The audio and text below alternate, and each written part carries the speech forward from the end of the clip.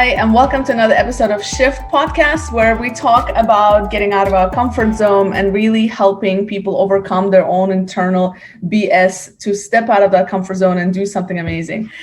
So today I am joined with Amr Yussif. Amr Yussif is a co-founder of FinFlx. So FinFlx is a workplace financial platform that is built to help SMEs to design and deliver financial well-being programs for their employees. I'm really excited to chat with you. Financial well-being is an interesting topic to me, so I'm curious to know more about it. Welcome. Thank you, Lena. Thank you for having me. And yes, financial well-being is something that is near and dear to my heart as well, as I come from wealth management background. This is something that has been always exclusive to the lucky of us that were like ultra high net worth, especially in the region we're at. But for the middle class or for the middle income, there has been a lot of exclusion going around. And with the technology, with the evolvement, with the changes, the socioeconomics that is happening around, we can see that this has not worked well for the economy in general or for society. So something has to be done. Technology enabled us to scale that to more inclusive kind of offerings. Mm-hmm. And that's what FinFlx is about. We try to help get the biggest denominator in the region, which is employment. Everyone in the GCC or in the MENA region, for that matter, is here on an employment visa. So for us, that was a very good opportunity to cover as much ground as we can by delivering that financial well-being to these employees. So this is what we aim to achieve, and hopefully, we know it's a long way to go, but we're ready for that challenge. Yeah, no, I think it's a great initiative. I want to talk a little bit more about that and just the state of financial well-being in general. I know you have some interesting statistics about that, but I'm curious. I want to back up a little because you come from that wealth management and investment management background. So, and I know in some of the conversations that we've had before is you left a very comfortable corporate job to decide to do this. Right. And so, and I'm really curious about, because I think, some of the people that might be listening to this podcast, it's all about getting out of a comfort zone. And I'm sure leaving a very comfortable, well-paid corporate job to start a startup venture has taken you out of your comfort zone. So talk to me about what motivated you. Was it that something that happened? Is it just you thought that it was just the right thing to do? Talk to me about that personal journey. To be quite honest, I've had that for myself, and I asked myself that question multiple times. So before I even get to the wealth management and moving from the corporate part to jumping for a startup, which is a big jump, actually I want to go one step back. I didn't start my career as investment and wealth management. Back in I graduated, that would be a shock to some of our viewers, I graduated as a veterinarian. Wow. So yeah, a lot of people don't know that about me because they know the new version, which is the investment and the wealth management guy, but they didn't know that I graduated as a veterinarian. That goes back as I grew up to be what my parents wanted me to be, what they wanted to see me like. And it doesn't matter where you start, you actually end up reverting to what your passion is. So I started my early career in pharmaceuticals, business to business sales. And for me, that was just part of the communication skills. In the hindsight, everything is much clearer. They always say that. So looking back at my career or my history, you realize that everything happened for a reason. And fast forward to that big jump from the corporate to the startup world. Yes, now and then it sounds like a big jump, but I hope, and I'm sure, like one day you look back at it and it was like, it all made perfect sense. Yes, there is a lot of challenging questions. What am I going to do? How am I supporting my family, especially like at my age, like I'm married with children? You start looking at it, but then you realize at the same time it pays back. There are challenges. There are financial challenges. There will be a big gap. You're putting kind of all your eggs in one basket because you're betting your life, your family's life at this startup, but you believe in something. And this is the one thing that I always tell other people that ask me, what do you think about starting your own company? But you started a business. What does it feel like? Mm-hmm. I keep telling them, it feels amazing if you believe in what you're doing. Mm-hmm. Because every day, since you wake up until the day you go to sleep, challenges keep coming at you. And if you're not really passionate about what you're doing, it wouldn't make any sense after 2 weeks. You will regret it. It will take you down. So yes, there is a big challenge in moving from a corporate world. All of us had different departments doing a lot of other pieces of our job. We had marketing helping us, we had design helping us, we had people doing market research. Everything that we could need adjacent to our job was basically handed to us. I'm sure you know that better than me. As a founder or as someone that starts a business, you start learning about a lot of things. You start getting new skills. It's a lot of challenges, but it's worth it because you're building something that you like, and you kind of spark yourself again. I started my company when I'm 36. But all of a sudden, you feel like you're going back to the college days when you're learning things and you're adjusting and adapting, and you have deadlines and you have things. It gets you working again, kind of reignites you as a human being. But it's something that you passionate about and hopefully and potentially have experience in, so you get to do it better. Yeah, no, that's super interesting. So what would you say that you've learned? What are some of the biggest lessons you've learned about yourself as you kind of started the startup journey? Oh, well, I know learned a lot of things because you get to rediscover yourself as well. Yeah. You realize that actually you are more like you're capable of doing more things than you thought, and you're actually tougher than you thought. Because usually in the corporate world, you were in that comfort zone of 9 to 5. You knew that there was kind of steady income, stable income. And when you jump into the unknown, and as they say, you figure out how to fly on your way down, you realize that you actually are adapting quicker than you think. You get to discover a lot of people like down the road in that journey. You meet some amazing people that took the same leap as you, and you start learning from them as well. So the amount of collaboration that happens on founders level or in that startup scene or in people that are trying to re-innovate, it's quite different than the kind of what we all use to networking events and people that are also in steady jobs. It's amazing to network in general, but there is a different level of networking when you go into the foundry. So you rediscover. We've discussed that earlier, is like the idea of collaboration and sharing. It's kind of, you feel in the startup world or on the founders level, everything is open source. Everyone that has a resource, they love to share with each other. They love to tell each other like success stories. And these are things that really reshape your personality. So these are the two main findings. You learn something new every day, by the way. Like this is something that I've learned as a founder. It's like every day there is something new coming your way, and you're either learning something new or learning a new skill. So there is always new things to be learned. Absolutely. I mean, listen, I think just the journey itself is just, getting you out of comfort zone, like just literally on daily basis. I think, when we talk about entrepreneurship, and I talk to many entrepreneurs, and it's interesting because it's so much learning, yet I don't know about you, but from my side personally, I'm like, I want just one day. I don't want to have a challenge. Just one day. I want to be easy, But then when you have that easy day, you're like, wait, something is wrong. So this should not be easy. Yes. This is hard. It's meant to be hard, and I agree when you mentioned that you have to believe in what you're doing, because otherwise, absolutely, you're going to drop it very quick if you don't believe in what is it that you're doing and the mission. So it's I can definitely relate. So I'm curious.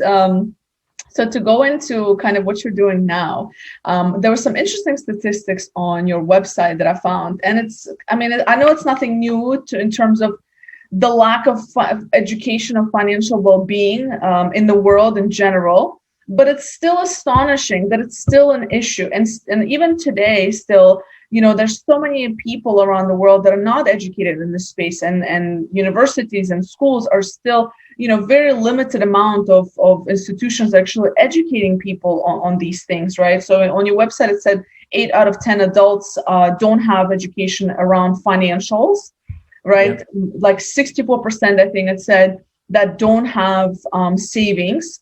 So let's talk a little bit about that, because that's something that's close to my heart. And because also having grown up in Russia, where we're just living like day by day, like today we survived, today we're good, let's go on to tomorrow. We don't think about financial wealth. We live literally for the day. And in the Middle East, I feel it's very much the same as well. So absolutely, yes.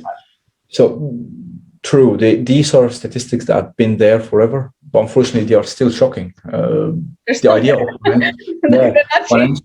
financial literacy it's a shocking statistics that actually 8 out of 10 adults never received any kind of formal education. We all studied history, we studied arts, we studied all kinds of subjects in school. But it's preparing us for a job, but Mm.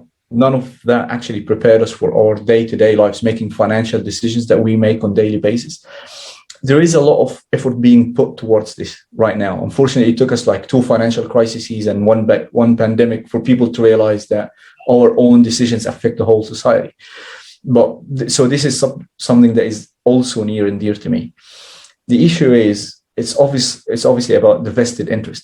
If you look at any kind of financial education, it will come from either someone that is selling you a product.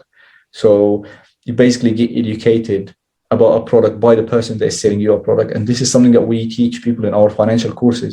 This is not a trusted source of information. You only get to know about how mortgages work from the person that is actually selling you a mortgage, or when you apply for a mortgage in the bank. This is not unbiased kind of information because it serves a purpose. So yes, there is a lot of information out there about finances, about decision making when it comes to finances, but it's also not, it's biased kind of opinions. Everyone is trying to sell you a product.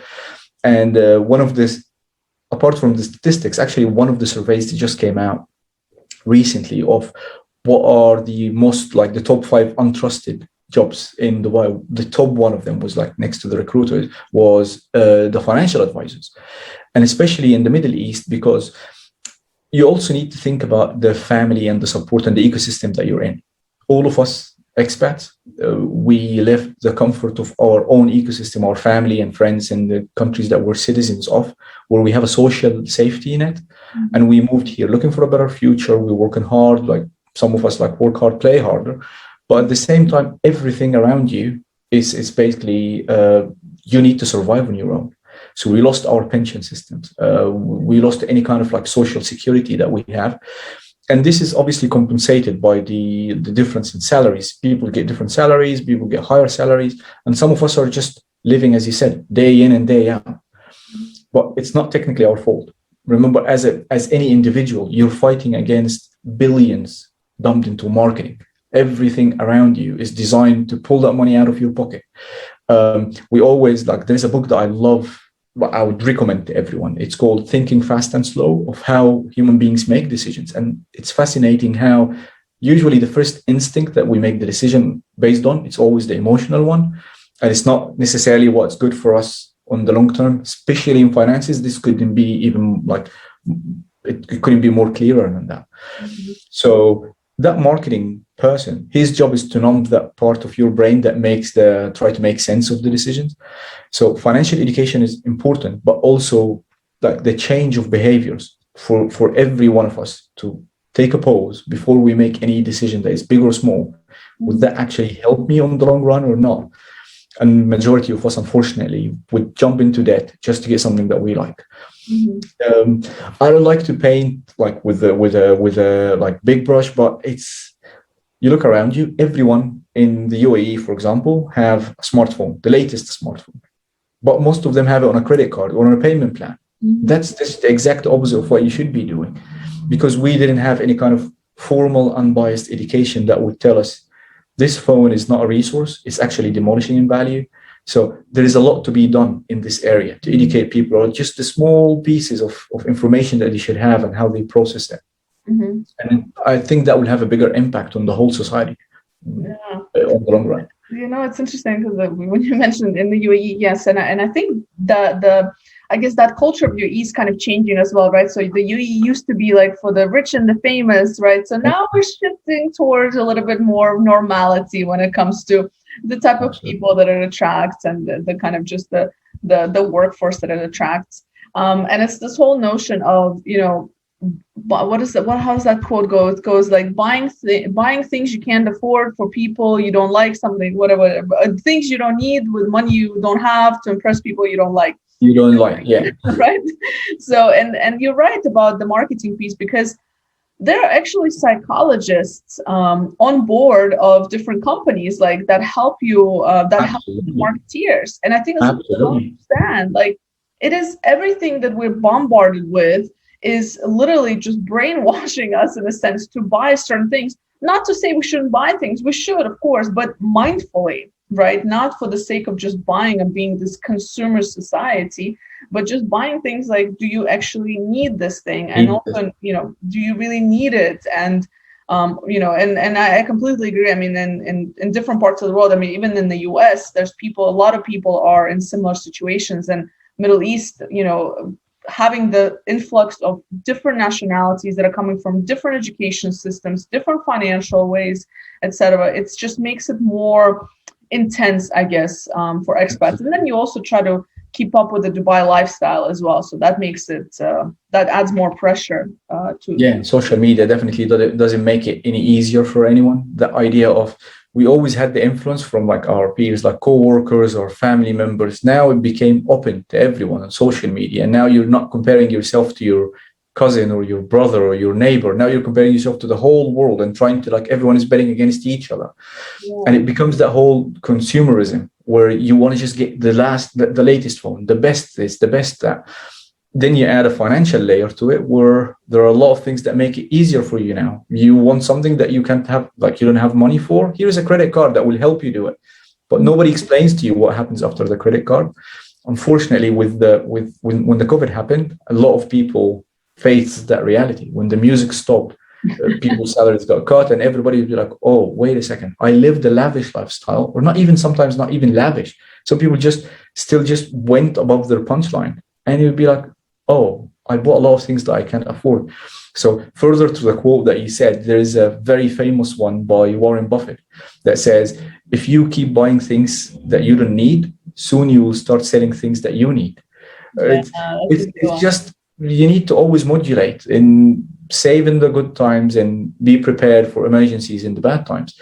And that's just common sense. It looks like common sense. When you tell that to anyone, you'd be like, yeah, save a penny for the rainy day. But in our day-to-day lives, do we actually do that on day-to-day basis? Of course not. Because, as you said, there is these social nudges. There is the marketing campaigns, all of these things that pop around us in everywhere, not only advertising, but notification on our phones. As technology evolves, we can use it to our advantage, or we can just be a consumer to it and let it take advantage of us. So each one of us have that kind of decision to make, what kind of person I am.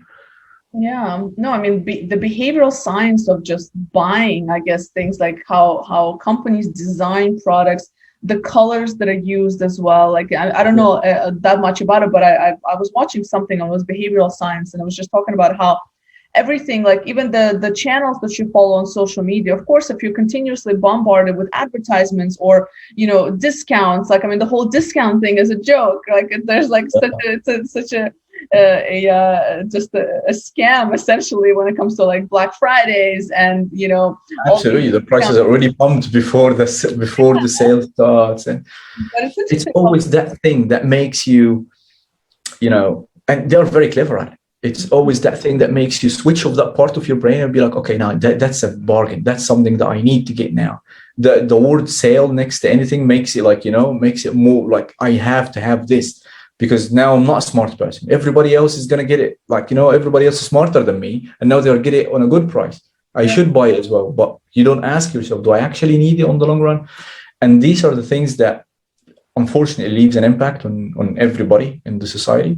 And back to the point that you were saying that we're starting to see that change now, not only in the UAE, but in the MENA region in general, in GCC, the idea of, I'm coming here for the sun and sand, enjoy my life. I was one of those people. I thought I'm here like for 2 or 3 years, and it grows on you. You realize how safe it is, how efficient it is. Quite honestly, Dubai or the UAE in general was so fast to digital than a lot of other countries. Yeah. When we used to go back to the UK, we'd be like, oh, you can't order things from the shop right when you're living, So it grows on us. And there is that whole trend of like, you've been Emiratized, you got used to that. So the implementation of this would be, the government is looking now into making us more settled. So we're looking at retirement visas. We're looking at you own your business. You start your freelance visa. You can actually settle in the country and be employed somewhere else. So we're looking now at the second phase of not the sun and sand, but we're looking at digging your roots. We're looking at education systems. We're looking at how home ownership. And my job as in FinFlx is to actually teach people how you can make these long-term decisions in a country where you don't have, like, you're just planting your roots in. So you want to make sure that you are ready for that next move. If you own a house, you're making that decision consciously. If you're buying a car, if you're taking a loan, how do you protect yourself and your family and your loved ones just in case, God forbid, if anything happened to you? So you need to make yourself aware of these kinds of decisions. I see that there is a shift. It's not all commercial anymore because everyone realizes the society is just made of us people. If we all make the wrong decisions, then a financial crisis happens and the whole world system collapses. And then we all pay the price, and it just becomes not sustainable.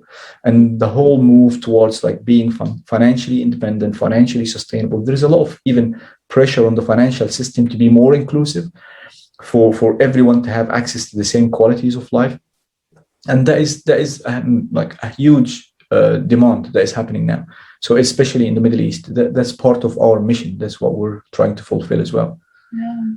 That's awesome. Before we go back to also, I have a couple of questions about the startup, but you mentioned a couple of things, just to be more mindful and more conscious about, what is it that you actually need versus want, right? So what would you suggest to just regular people in the UAE, mid-level income? What would you suggest? What would be like the top things to think about when we're thinking about our financial well-being? Like, is there like a top two? I'm sure there's a million things, but are there like top two things that you would recommend for everybody to consider, no matter, at that mid-level?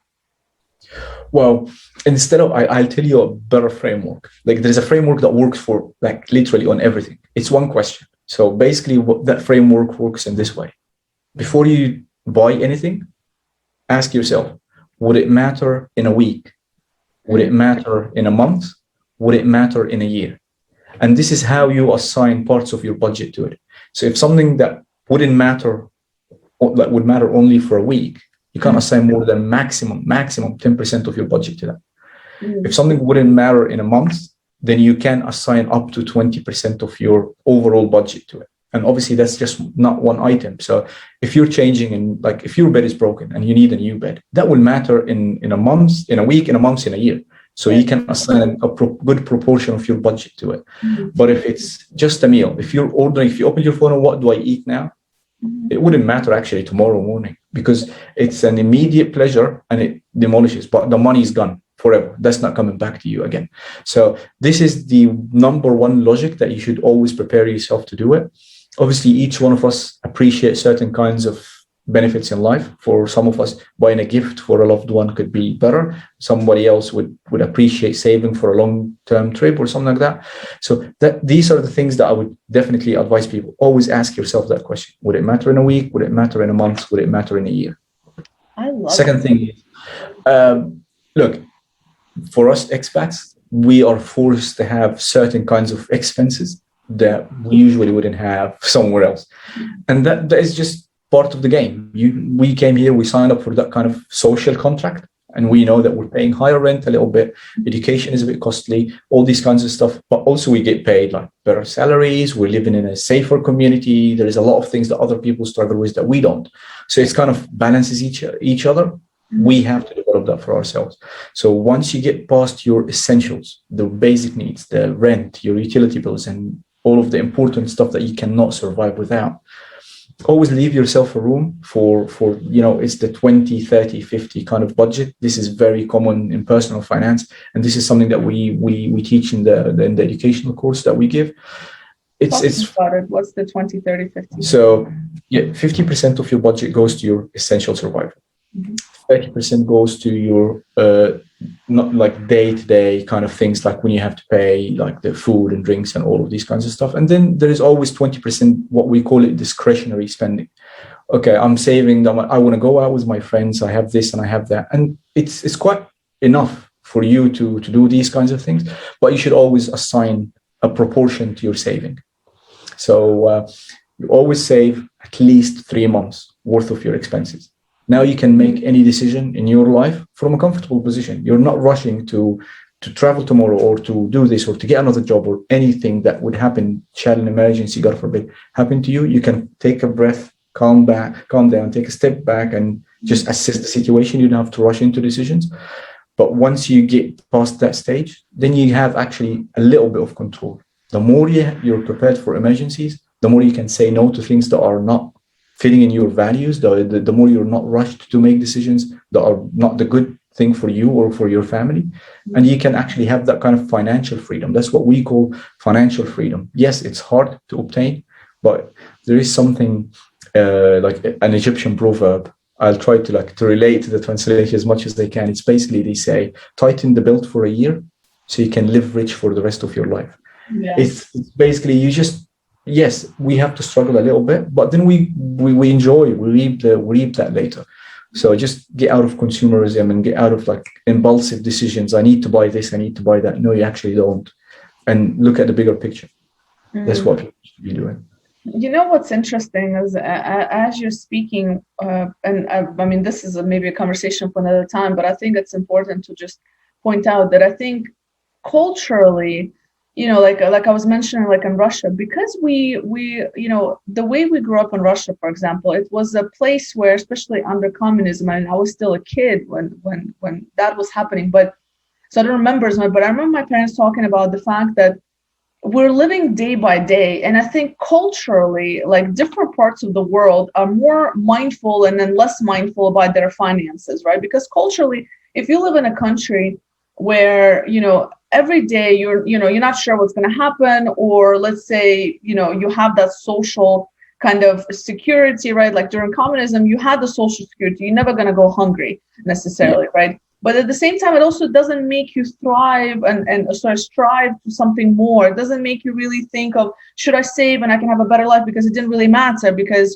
it's communist, so you're going to be equal no matter what. Like you can only make so much, basically. And then also, then after all the turmoil, just as a country that we went through, you know, through generations, it was living day by day, because you don't know what's going to happen, and you feel like it might be your last day. So, and it's interesting how mentality, and I mean, I'm a prime example of this. I was not educated, and for the longest time, you know, well into my 20s and late 20s even, that I was just living day by day. And so finances didn't really come into my into sort of say, like, I wasn't mindful about my, if I was living my life, you know, like I wasn't mindful about my finances. And I do believe a big part of it is because of the cultural upbringing and environment.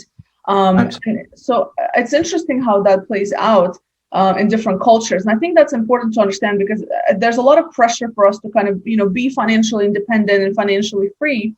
But then I think it's also important to recognize, like, you know, that it's not your fault. Like you were saying earlier, like, you know, sometimes we don't know what we don't know.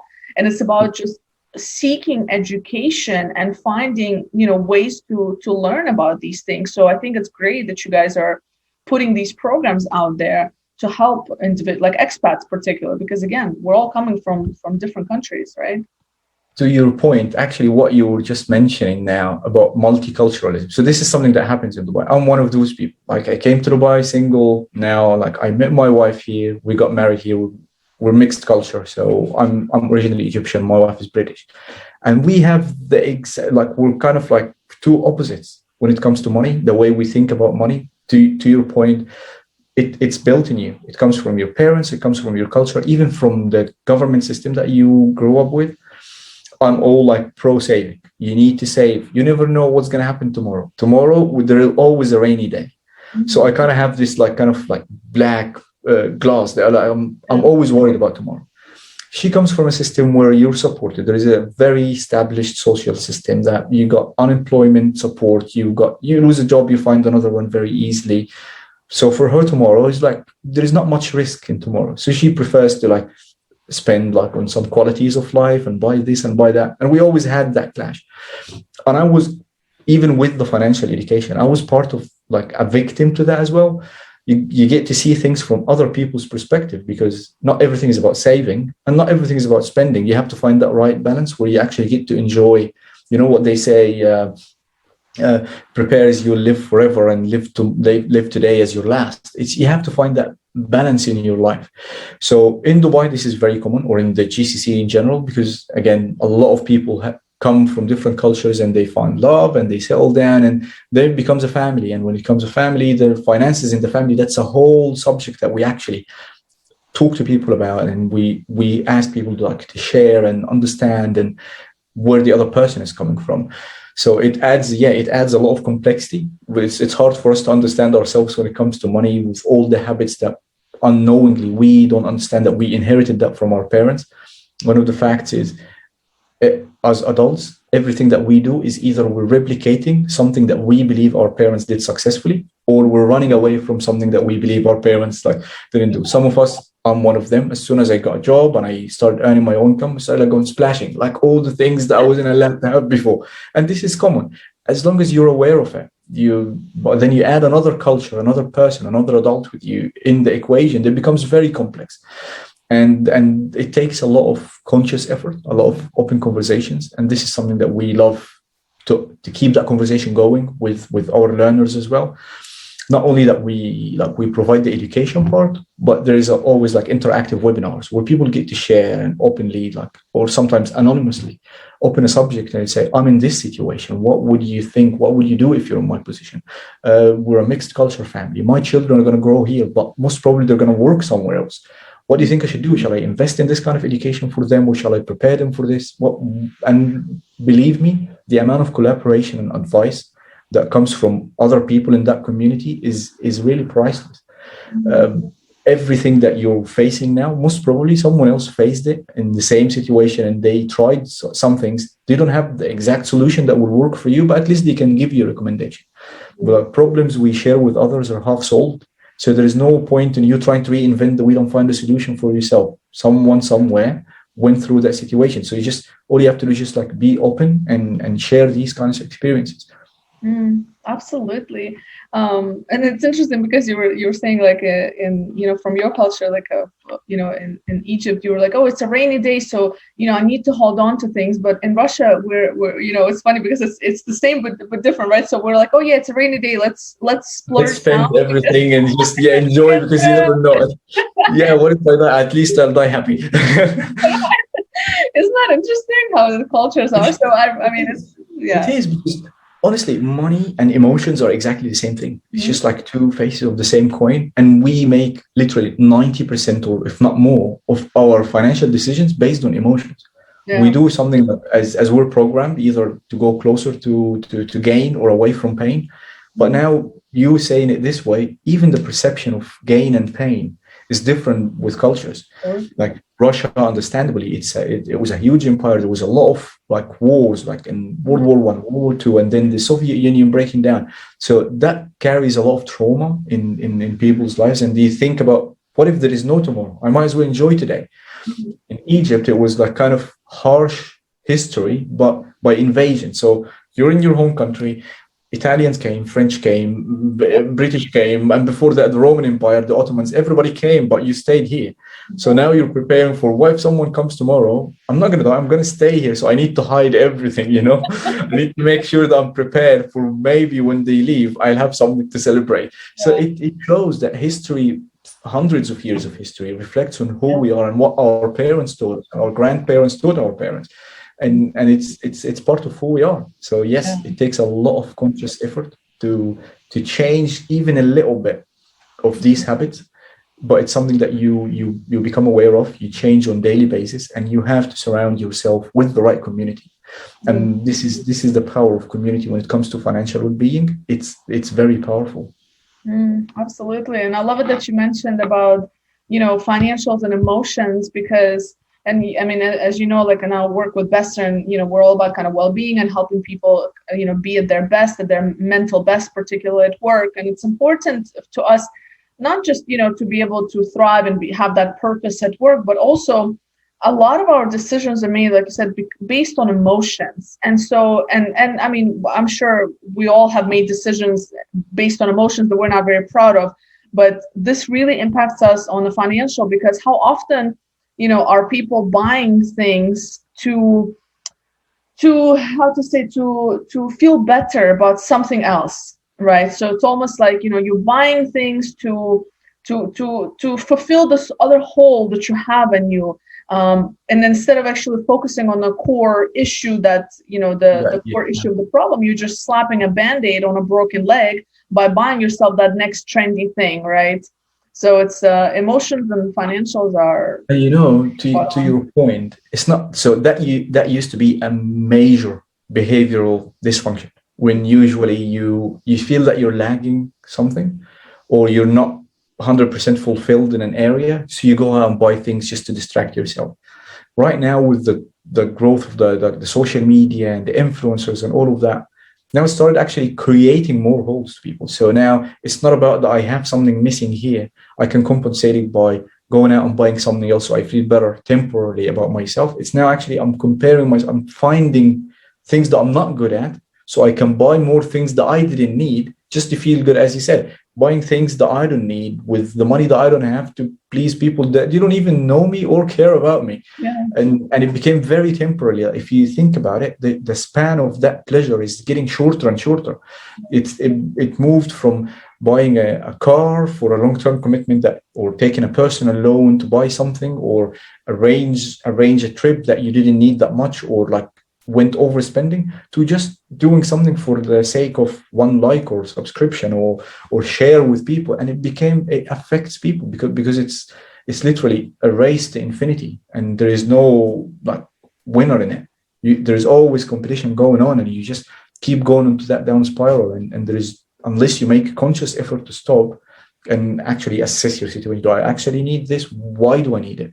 And we start doing these time frames, and people start putting things in perspective. Then otherwise, you're literally setting yourself up for disappointment, at least, to say the least, not for major destruction or like being in debt. It's a bad feeling. Feeling like inferior to others, it's a bad feeling. Feeling insecure from tomorrow, it's a very bad feeling. And obviously you can help us more understand that when it comes to finances and mental health are tied to each other. Unfortunately, by default of how our society functions, everything that we basically need is fulfilled by money. So if you don't have the money, most probably that reflects on other aspects in your life. So it's definitely connected. Absolutely. And just a couple more questions about the startup. Let's loop back to it. So what in your journey, I'm sure there's, we discussed there's challenges every day, but what have been the biggest challenge you would say in starting your business? Well, as you said, challenges come and go every day. But the biggest challenge was obviously when COVID happened, we were all under lockdown. Mm-hmm. And at some point last June, I was torn between three things. So I'm here in Dubai. My parents were living in Egypt, and we had a lockdown, so I couldn't travel. And my dad was in his last days. So I was torn between three things. I had to make a decision, like whether to leave, not knowing when I could come back and continue working on what I'm doing, or I should just wait. I don't know what's going to happen tomorrow. Long story short, I made the decision. I said, okay, no, there are things that you can't compromise on. And that's the part where I tell everyone, always remember like who you are, what you stand for. I'm starting a company to help others. Okay, but what value does that bring if you can't help yourself feel better by being like spending that last time with your dad? Mm-hmm. So I made that decision. And lucky for us that the lockdown was lifted and I could come back, and it wasn't a big major impact. But it's these challenges that come to define you. You come at a road and be like, I have to make a choice. Who am I to make that choice? Mm-hmm. And I think us as founders, we are faced with a lot of these choices. Some of us don't think about it this way. They think about, shall I take money from that investor or that investor? Shall I hire locally or remotely? But everything comes down to who you are and what you want to build. Mm-hmm. But on the good side, what's the point of starting a new company if you can make that company something that you're proud of? So that's one of the beauties of starting a startup. You are the one who's setting the policies and values, and you better make them like something that you're proud of. So absolutely, values are essential, and it's what stops you from taking every carrot, so to say, that comes your way. Absolutely. Being mindful, you have to stick up. So I think that's a beautiful point. If last question for you on this, I really feel like that should be the finale, but I do still have one more question. That was a beautiful answer. If you had a magic wand to make things happen for your startup, what would that be? Let's say in the next year, if you had a magic wand, what would you want to see happen? Well, obviously, like the bloodline of every startup. If I could have a magic wand, I would make the government push the regulation for the end of service gratuity that has happened in the IFC. I would make them mandatory for everyone to protect every employee in the UAE. unfortunately, we've seen a lot of companies, not by choice, but just by design, go out of business. And all these employees were left without nothing. It shouldn't be this way. There were glitches. Yes, it was a pandemic that hit everyone out of the blue, but the idea of protection and protecting your employees' benefits out of your company cash flow, it was designed this way around the world for a reason.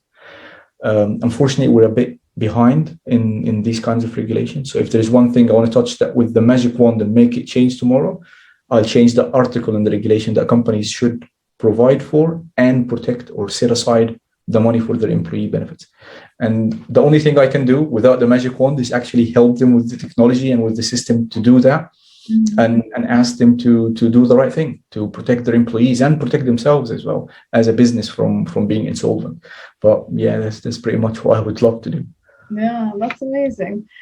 So where can people find you? Where they can follow you to learn more about the programs maybe that you offer or for SMEs? So I'm available always on LinkedIn, obviously, Amr Yussif at LinkedIn, and FinFlx. Visit our website, finflx.com. And on LinkedIn, you can follow us, and on other social media like Facebook or Twitter, we're quite active on both as well. So at FinFlx or at FinFlx MENA, you will always find us sharing statistics, and we like next couple of weeks, we expect us to do a lot of webinars because we're quite like offering now the education program to employers. So you will find a lot of content coming your way as well. Awesome. Well, thank you so much. It's been really nice to have this chat, and definitely lots to think about, and I love them. I mean, my favorite part was like, are you going to need it in a week, a month, and a year? Is it going to matter? So I think that's if anybody takes away anything from this, I think that alone is just a very powerful tip for our financial. Thank you so much. Thank you so much for having me, and it was great chatting with you. And I'd love to be part of that. So anytime you or your followers or your listeners have any questions, I'm always there to answer. And definitely we'll do something like that again with more UK. Absolutely. Thank you. Thank you so much. Have a good day and be safe.